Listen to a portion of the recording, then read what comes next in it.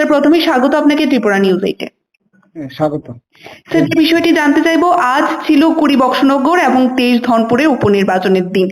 আজকে গোটা যে বুথগুলি কেন্দ্রগুলো রয়েছে সেখানে যারা গণদেবতারা রয়েছে তারা তাদের গণতান্ত্রিক অধিকার প্রয়োগ করতে যায়। কেমন ছিল সার্বিক পরিস্থিতি সকাল থেকে? সকাল থেকে ধনপুর বিধানসভা কেন্দ্রের সব জায়গায় স্বাভাবিক পরিস্থিতি ছিল না। গত 2 দিন ধরেই ধনপুর বিধানসভায় তারা সন্ত্রাসের বাতাবরণ তৈরি করেছিল। রাত্রের বেলা এলাকায় এলাকায় গিয়েই সিপিআইএম সমর্থিত পরিবারকে ভোট না দেওয়ার জন্য তারা বলেছেন, এবং আমরা এটা লক্ষ্য করলাম ধনপুর বিধানসভা কেন্দ্রে প্রায় 3 থেকে 4 হাজার সিপিএম সমর্থিত ভোটার আজকে ভোট কেন্দ্রে আসেনি বা আসতে দেয়নি, এই অবস্থা আছে। আর কিছু কিছু ভোটের মধ্যে ব্যাপক ছাপ্পা তারা দিয়েছেন, যেমন মোহনবুক সাবজোনাল এই যে 1 নাম্বার বুথ, আপনি 15 number booth Sandul Kalapania SB school, আপনার দশরথ বাড়িতে আপনার ছাপ্পা ভোট দেওয়ার চেষ্টা করছে। এরকম ভাবে আপনার বিরুপুর বননারায়ণ সহ বিভিন্ন বুথে প্রায় 40টার মতো বুথে তারা বিভিন্ন ভাবে ছাপ্পা ভোট দিয়েছে বা এখনো দিচ্ছে। আমরা যেটা অভিযোগ, আমরা বিভিন্ন অফিসারের কাছে আমরা ফোন করছি, তেমন আমরা সাড়া পাচ্ছি না। নির্বাচন কমিশনারের সাথে কথা বলেছিলেন এই বিষয়গুলিকে নিয়ে? হ্যাঁ, আমরা নির্বাচন কমিশনারের কাছে বলছি, এবং আমরা বিকালবেলা যে অনেকে দিল্লিতে আছেন এমন লোকেরও তারা ভোট দিয়ে দিয়েছেন, আমরা সেগুলো তথ্য প্রমাণ নিচ্ছি, সবগুলো নিয়ে আমরা নির্বাচন কমিশনের কাছে যাব। আচ্ছা, এখন পর্যন্ত কত এই শতাংশের হিসাবটা আমার কাছে নেই, কিন্তু যে বিষয়টা হলো যে ছাপ্পাটা ব্যাপক হয়েছে, বিশেষ করে সমতল এলাকার মধ্যে ব্যাপক ছাপ্পা হয়েছে। আচ্ছা, সেখানে আপনাদের এজেন্টরা ছিল? আপনাদের গত যে 2 দিন ধরে যারা আমাদের এজেন্ট হবে তাদের বাড়িতে গিয়ে বিভিন্ন হামক ধমক বিভিন্ন কিছু হয়েছে, বলছে বাড়িঘর পুড়িয়ে দেবে, রাবার বাগান ধ্বংস করে দেবে, দোকান খুলতে দেবে না। এই একটা সন্ত্রাসের কারণে আজকে আমাদের সব বুথে আমরা এজেন্ট দিতে, আর কিছু কিছু এজেন্ট গিয়েছিল তাদেরকে মেরে মাথা ফাটিয়ে তারা, যেমন মোহনবুক 4 নাম্বার হাই স্কুল বুথ, যেখানে আমাদের এজেন্ট ছিল বা জয়ন্ত দেববর, আজকে ও এখন সিবি হাসপাতালে আছে।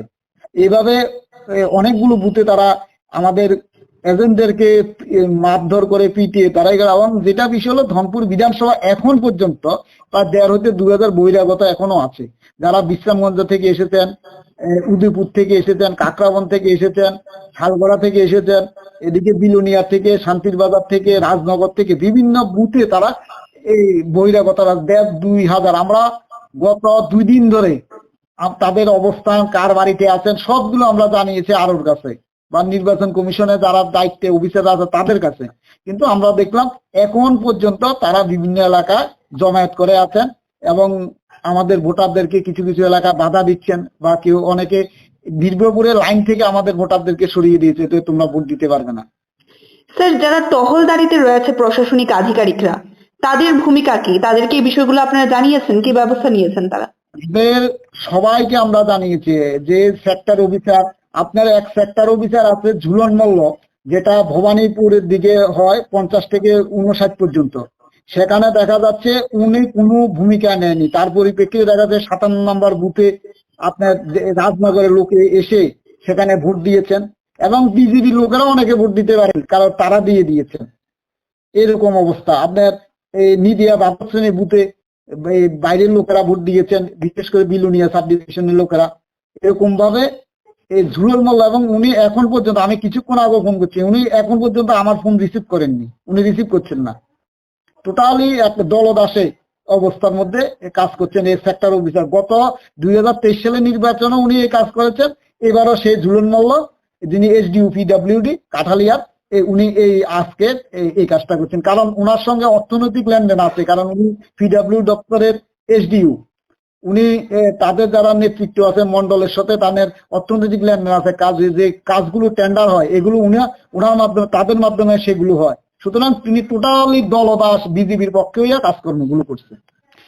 স্যার, এখন প্রায় শেষ সময় রয়েছে ভোটদান প্রক্রিয়ার, এবং শেষ সময়ে দাঁড়িয়ে পরিস্থিতি কেমন একটু জানতে চাইবো ধনপুরে। ধনপুরে পরিস্থিতি হলো বিভিন্ন বুথে যারা বাইরে আছে, বিশেষ করে রামকালী পূর্ব পশ্চিমের booth, Himmatpur booth, Baspukur booth, Baspukur forest panchayat booth, বিভিন্ন বুথগুলোর মধ্যে তারা যারা বাইরে আছে তাদেরকে তাদের ভোটগুলো তারা দিয়ে দিচ্ছে, ছাপ্পা ভোটগুলো। আমরা টোটাল আপনাদেরকে তো বলছি যারা দিল্লিতে অবস্থান করছে এখন বাইরে আছেন তারার ভোটও দিচ্ছে। আমরা সবগুলো নামের তালিকা তৈরি করছি যে কিভাবে তারা এসে ভোট দিলে নির্বাচন কমিশন এর জবাব দিতে হবে। এটা কিন্তু এবার হবে না, লাগে আমরা দরকার হলে হাইকোর্টে কেস করব। অসংখ্য ধন্যবাদ স্যার আপনাকে তথ্য তুলে ধরার জন্য। হ্যাঁ, ঠিক আছে।